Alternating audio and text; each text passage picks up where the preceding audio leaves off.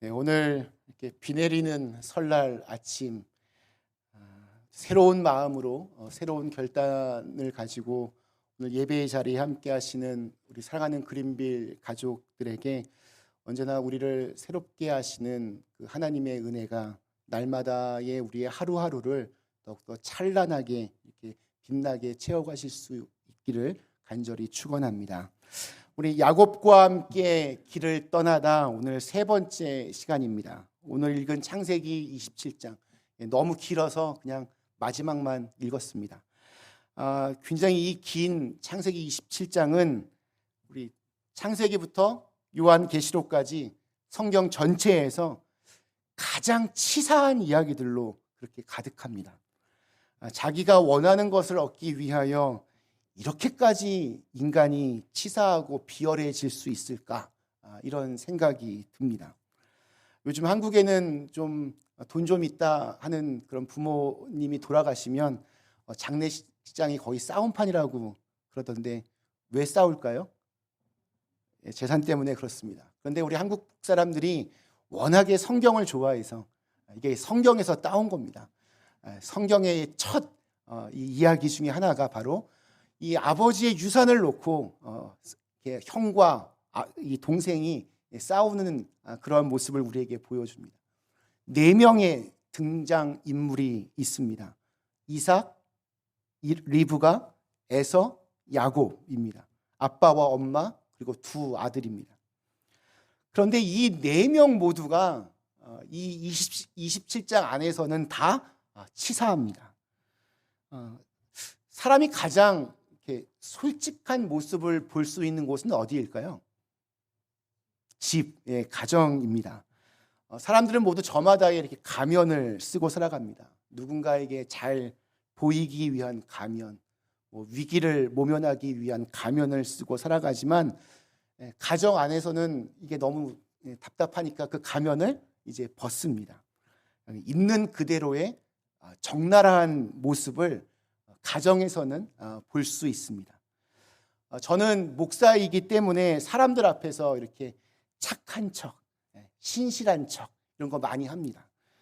사람들이 저에게 이런저런 고민들을 이렇게 막 털어놓으면 굉장히 잘 듣습니다.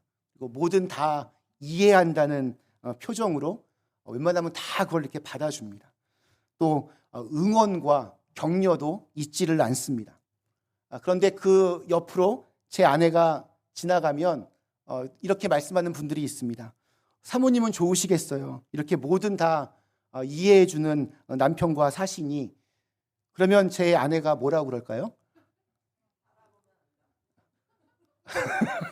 너무 잘하시는데 네, 하루만 같이 살아봐요. 그런 말이 나오나 아마 이렇게 대답할 겁니다. 근데 저만 그런가요? 저만 쓰레기는 아니죠? 사람들은 특별히 우리 한국 사람들은 나와는 좀 상관없는 먼 사람들에게는 훨씬 더 이렇게 나이스한 경향이 있습니다. 아주 괜찮은 모습으로 이렇게 보이고 싶어야 합니다. 나의 진짜 모습을 알지 못하기 때문에 아직은 들키지 않았기 때문에 그렇게 아주 나이스하게 행동합니다. 그러나 가족은 다릅니다. 가장 가까이서 가장 오래도록 함께하기 때문에 거짓된 모습으로 살 수가 없습니다. 그래서 나와 가장 많이 싸우는 사람이 바로 내 가족이고 동시에 그럼에도 불구하고 내가 가장 사랑하는 사람이 또한 가족입니다. 그런데 사탄은, 마귀는 가정이 행복한 것을 원하지 않습니다. 왜냐하면 하나님께서 친히 이 땅에 세우신 2개의 조직이 바로 가정과 교회입니다. 어떻게 하면 가정이 깨지는지를 잘 알고 있습니다. 가정이 깨지게 되는 가장 큰 원인, 저는 진실하지 못한 것이 아닐까 생각합니다. 가족들 간에 너무 가면을 쓰고 가족에게도 그 가면을 벗지 못한다면 행복은 깨지고 관계는 틀어지게 되어 있습니다. 한 인터넷 사이트에서 가족 간에 가장 많이 하는 거짓말 조사했습니다. 아내가 남편에게 가장 많이 하는 거짓말 1등 뭘까요? 쇼핑한 다음에 이거 싸게 주고 산 거야. 이렇게 하는 게 1등 거짓말이었습니다. 그럼 남편이 아내에게 가장 많이 하는 거짓말? 오늘은 일찍 들어갈게. 이겁니다. 자녀가 부모에게 가장 많이 하는 거짓말. 딱 5분만 더 잘게요. 부모가 자녀에게 가장 많이 하는 거짓말. 뭘까요? 공부하기 싫으면 안 해도 돼. 이겁니다. 근데 전 이것도 다 거짓말인 것 같습니다. 지금 이런 말들은 아주 애교가 있는 선의의 거짓말들입니다. 그러니까 거짓말이라고 하기에 좀 너무 무리가 될 만큼 별거 아닌 것들입니다.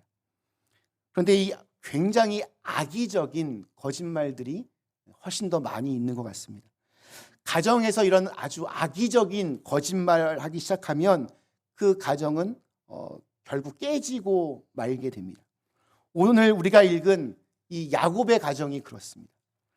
가족들이 서로를 속고 속이는 일을 하면서 이 야곱의 가정, 이삭의 가정은 식구가 달랑 4식구인데 이 4식구인 가정에서 서로 간의 모든 관계들이 무너지는 안타까운 장면이 나옵니다. 무엇이 잘못되었나? 오늘은 이 하나님의 축복이라고 하는 이 거룩한 단어가 인간들의 욕심에 의해서 어떻게 오염되었는지를 좀 살펴보려고 합니다. 제가 오늘 성경 너무 길어서 안 읽었는데 1절부터 쭉 이렇게 볼 건데 좀 성경책을 펴놓고 한번 보셨으면 좋겠습니다. 우선 이 아버지 이삭의 잘못이 있습니다. 우리 1절부터 4절까지 이렇게 기록하고 있습니다. 이삭이 나이가 많아 눈이 어두워 잘 보지 못하더니 맏아들 에서를 불러 이르되 내 아들아 하매 그가 이르되 내가 여기 있나이다 하니 이삭이 이르되 내가 이제 늙어 어느 날 죽을지는 알지 못하니 그런즉 내 기구 곧 화살통과 활을 가지고 들에 가서 나를 위하여 사냥하여 내가 즐기는 별미를 만들어 내게로 가져와서 먹게 하여 내가 죽기 전에 내 마음껏 내게 축복하게 하라.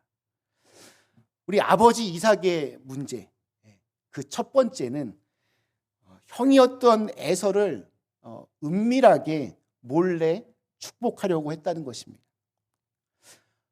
왜냐하면 아버지는 이 장남을 훨씬 더 좋아했습니다. 축복이라고 하는 것이 얼마나 이게 좋은 겁니까? 또한 예전에 이런 족장들의 문화에서는 자녀들을 축복할 때 온 가족들을 다 불러놓고 그들을 축복했습니다. 이게 당시의 상식적인 문화였습니다. 한 사람을 축복하더라도 온 가족이 다 모이는 것이 당연한 일이었습니다. 그런데 이삭은 에서에게만 은밀하게 축복하려고 했습니다. 첫째 아들만 좋아했습니다. 그리고 자기의 아내 리브가가 둘째 아들만 좋아한다는 것을 알았기 때문에 이 사실이 알려지지 않도록 첫째 아들에게만 이렇게 은밀하게 얘기한 것입니다. 어느 한 사람에게만 은밀하게 축복 기도하는 것은 문제가 있습니다. 두 번째가 조금 더 중요합니다. 우리 하나님은 우리 첫 번째 시간에 리브가에게 틀림없이 큰 자가 어린 자를 섬기리라 계시의 말씀을 주셨습니다. 하나님의 뜻이 무엇인지를 아주 분명하게 보여주셨습니다. 그럼에도 불구하고 이삭이 이 에서에게만 축복하려는 것은 하나님의 뜻과는 완전 정면으로 이게 되는 것입니다. 그러니까 의도적으로 불순종하고 있습니다. 사람의 마음 속에 무엇인가가 자리 잡으면 하나님의 음성이 들려와도 하나님의 뜻을 거역하고 또 반항하려는 마음이 있는 것 같습니다. 이삭은 자기가 가지고 있던 어떤 상식, 세계관, 또 자녀에 대한 선호도, 편애, 그리고 에서가 해주던 이 별미를 넘어서지를 못했습니다. 즉 하나님의 뜻보다 자신의 생각이나 감각, 자기가 좋아하는 것에 더 집착하고 있습니다. 우리 1절에 보면 그의 눈이 어두웠다라고 그렇게 표현하고 있습니다. 성경에서는 눈이 어두웠다라는 표현은 이게 영적인 분별력을 잃어버렸다라는 의미를 또한 가지기도 합니다. 그는 하나님이 뭐라고 하시든 에서에게만, 첫째 아들에게만 축복해 주고 싶었습니다. 야곱이 에서를 흉내내면서 음식을 가지고 왔습니다. 목소리가 너무 이상해서 확인을 해봅니다. 22절과 23절이 이렇게 증언합니다. 음성은 야곱의 음성이나 손은 에서의 손이로다 하며 그의 손이 형 에서의 손과 같이 털이 있으므로 분별하지 못하고 축복하였더라. 야곱과 에서는 완전히 달랐습니다. 외형도 다르고 성향도 다르고 목소리도 다르고 모든 것이 다 달랐습니다. 그런데 목소리는 야곱인데 만져보니 에서구나. 이런 말도 안 되는 소리를 합니다. 심지어 야곱이 형처럼 보이려고 이 염소 가죽으로 자신의 미끈한 피부들을 덮었습니다. 아무리 앞이 잘 보이지 않아도 사람의 피부와 염소의 가죽, 사람의 털과 동물의 턱을 구별하지 못한다는 것, 이삭이 얼마나 자신의 욕심에 충실했는지, 그래서 영적으로 얼마나 분별력을 잃었는지를 잘 보여줍니다. 어머니 리브가도 문제가 많았습니다. 그녀는 13절에서 이렇게 말합니다. 어머니가 그에게 이르되 내 아들아 너의 저주는 내게로 돌리리니 내 말만 따르고 가서 가져오라. 아버지는 첫째 아들 좋아했고 어머니는 둘째 아들 에서를 편애했습니다. 남편의 계획을 눈치챈 리브가는 야곱에게 이 저주와 책임은 내가 다 질 테니 너는 가서 내 말대로만 행하라. 자녀를 위한 엄마의 사랑은 이렇게 강렬합니다. 그런데 모든 저주를 내가 뒤집어 쓰겠다. 이 말이 저에게는 굉장히 섬뜩하게 다가왔습니다. 마치 내가 좋아하는 아들을 위해서라면 남의 자식들은 죽든 말든, 심지어 첫째 아들이었던 에서가 그것으로 인해 얼마나 고통받을지는 전혀 신경 쓰고 있지 않습니다. 또한 하나님의 저주, 그것을 과연 인간이 감당할 수 있겠습니까? 마치 하나님을 두려워하지 않는 사람이 나는 하나님을 믿는다, 이렇게 말하는 것과 비슷해 보입니다. 저주는 자신이 선택해서 받는 것이 아닙니다.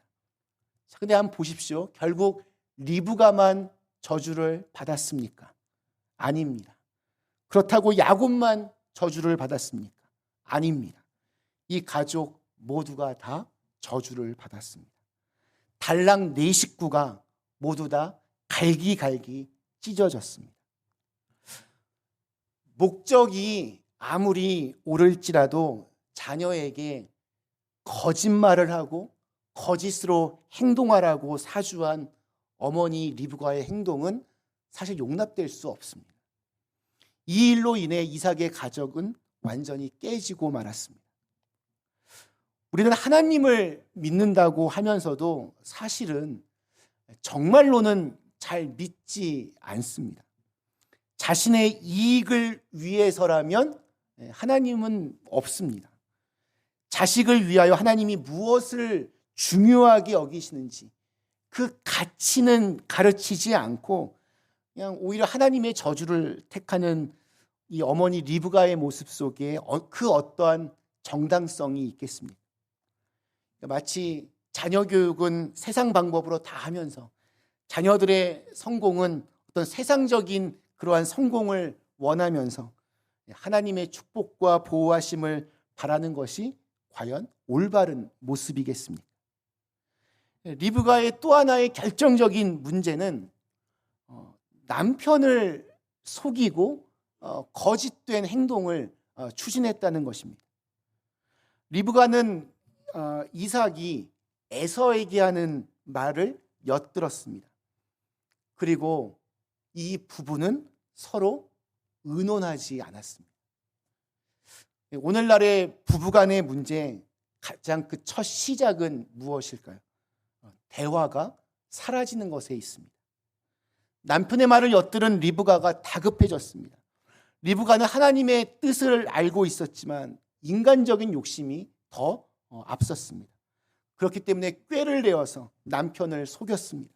남편을 무시하고 남편과 아무런 대화도 하지 않고 하나님의 뜻이라고 믿고 행동한다면 그것은 하나님께서 원하시는 일이 아닐 경우가 훨씬 더 많습니다. 리브가는 인내하지 못했습니다. 이삭을 설득하려는 그 어떠한 노력도 하지 않았습니다. 하나님의 뜻에 따라 순종하고 또 남편을 좀 시간이 가더라도 이렇게 설득했어야 됐습니다. 하나님의 말씀 우리가 들어서 알지 않냐 하면서 설득했어야 됩니다. 근데 그 어떠한 노력도 하지 않은 채 남편을 그냥 무시해 버렸습니다. 남편을 속였습니다. 리브가의 선택이 잘못된 것입니다. 두 아들 에서와 야곱 역시 마찬가지입니다. 하나님의 축복보다는 아버지의 유산에 더 많은 관심을 가졌던 이기적인 아들들이었습니다. 형 에서는 제가 지난주에 살펴본 것처럼 장자권이라는 것 자체에 별 관심이 없었습니다. 어차피 아버지 것은 다 내 것이라는 교만함이 그에게 있었습니다. 동생에게 팥죽 한 그릇에 이 장자권을 팔았지만 아마도 그것을 다른 사람들에게 또 부모에게 아마 말하지 않았을 것 같습니다. 즉 그때 배가 하도 고파서 그런 말을 그냥 하기는 했지만 또 아무도 모르는데 들은 사람이 야곱과 나 둘밖에 없는데 어차피 야곱보다는 내가 힘도 더 세고 내가 가만히 있으면 아무도 모른다 이렇게 생각했을 것 같습니다. 에서의 모든 생각과 판단에는 하나님에 대한 신앙이 1%도 없습니다. 마치 아무 일도 없었던 것처럼 아버지의 그 장자에 대한 축복을 이 에서는 받으려고 했습니다. 동생 야곱도 아주 심각합니다. 야곱은 장자권에 너무 집중하다 하나님을 보지 못했습니다. 야곱은 하나님의 방법보다 자신의 방법을 더 믿었습니다. 잘못된 성공은 실패보다 못합니다. 과도한 욕심이 수단과 방법을 이렇게 무시하면 큰일 납니다. 오늘날 우리는 성공주의 시대를 살고 있습니다. 어디든지 성공주의로 가득 찬 세상입니다. 이런 곳에서는 불법이 성행할 수밖에 없습니다. 오늘날 우리 사회에서 이렇게 안전사고들 일어나는 이유가 무엇입니까? 과정은 설렁설렁 대충하고 그냥 결과만 되면 장땡이다. 그래서 나오진 비극들입니다. 과정을 무시하면 반드시 대가를 치릅니다. 결과만 중요하게 여기는 곳에서는 하나님의 방법, 하나님의 정의 이런 거 보이지 않습니다. 하나님보다는 성공, 이익, 결과만 바라봅니다. 그런 사회에서 인간은 더 악랄해지고 잔인해지고 그래서 악이 난무하게 됩니다. 하나님은 야곱을 축복하기로 작정하셨고 그렇게 계획되어 있었지만 야곱은 그 하나님의 때를 기다릴 수 없었습니다. 형보다 빨리 아버지의 축복을 받는 것이 중요했습니다. 형이 나 대신 혹시라도 축복을 받으면 어떡할까 불안감에 휩싸였던 겁니다. 우리가 실수하는 이유 1등이 뭘까요? 너무 성급해서입니다. 빨리 목적을 이루고 결과를 내기 위해서 편법을 써야 합니다. 그래서 불법이 성행하는 곳에는 스피드가 있습니다. 중요하게 다뤄야 될 과정들을 다 무시해 버립니다. 우리 한국 사람들의 트레이드 마크가 뭐죠? 빨리빨리입니다. 빨리빨리 목적을 이루고 싶어 하는 사람들의 심리를 아주 교묘하게 파고들어 사기를 치는 사람들 정말 많이 있습니다. 그 사기를 당하는 것도 빨리 이런 좋은 결과를 보고자 하기 때문입니다. 그래서 여러분 작은 투자로 단기간에 고소득 보장 이런 건 100% 사기입니다. 그런 말에 눈이 혹 가서 작은 투자에 단기간에 고소득을 할 수 있다니 거기에 계좌번호 알려주시면 정말 큰일 납니다. 또 우리 미국 땅에 살면서 우리 가장 많이 사기당하는 것 중에 뭐가 있죠? 100일만 공부하면 영어 완전 정복 뭐 이런 거. 이 책만 보면 이 한 권으로 영어가 끝납니다. 뭐 이런 말들 다 사기입니다. 필요한 만큼의 무르익어야 될 시간이 꼭 필요합니다. 야곱은 눈앞에 펼쳐진 지름길을 선택했지만 그 길이 돌고 도는 길인 줄을 이때는 몰랐습니다. 아버지께로부터 어떻게 보면 빼앗듯이 축복 기도를 받은 후에 그의 삶은 완전히 꼬여버렸습니다.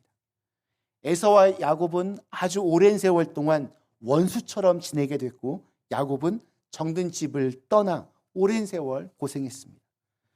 야곱이 지름길이라고 생각했던 길은 멀고 험한 길이 되었습니다. 거짓된 말과 행동의 결과로 그는 부모의 임종도 장례도 치르지 못한 불효자가 되었습니다.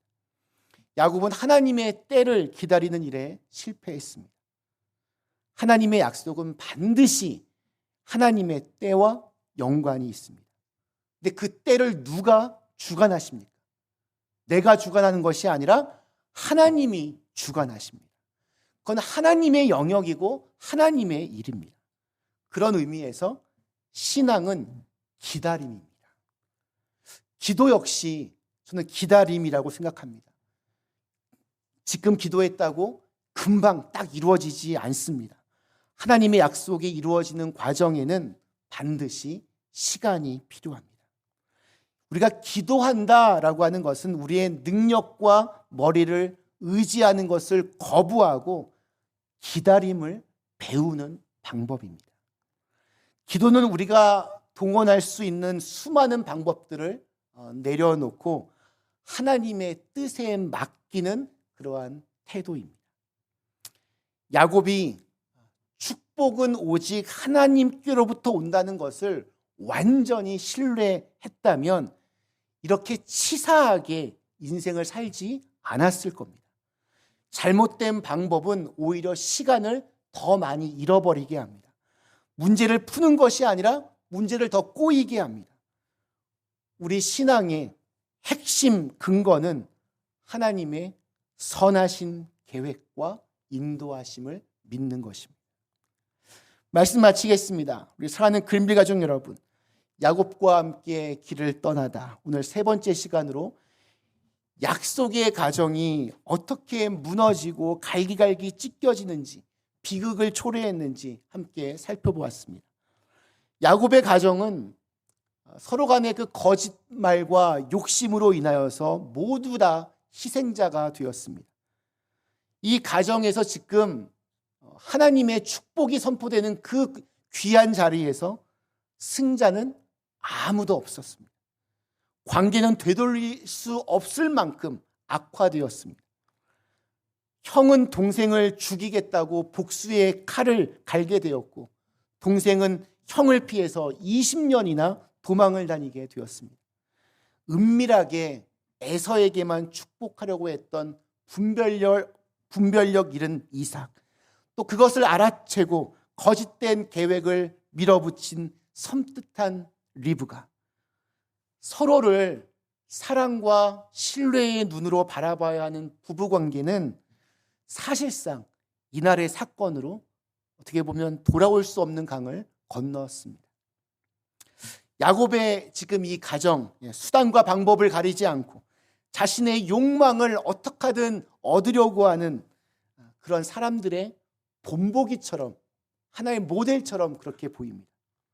축복이라고 하는 목표를 딱 정해놓고 그것을 이루어주는 수단으로 하나님을 이용하려고 합니다. 모든 것을 다 자기들이 정해놓고 하나님은 단지 그것을 이루어주는 수단이나 조력자로 전락시키는 아주 잘못된 일입니다. 하나님의 때, 하나님의 방법 이런 거에는 아무도 관심이 없어 보입니다. 이들의 모습이 이삭과 또 리브가, 에서와 야곱, 이들의 모습이 오늘 우리의 얼굴을 비춰주는 거울이 아닐지 한번 생각해 볼 필요가 있습니다. 그래서 우리의 가정은 진실함에 기반하여서 하나님의 선하신 인도하심에 기대어 하나님의 때를 기다리고 또 하나님의 방법으로 모든 것이 선하게 이루어지기를 우리 주님의 이름으로 간절히 축원합니다. 우리 주신 말씀 생각하시며 잠시 함께 기도하시겠습니다.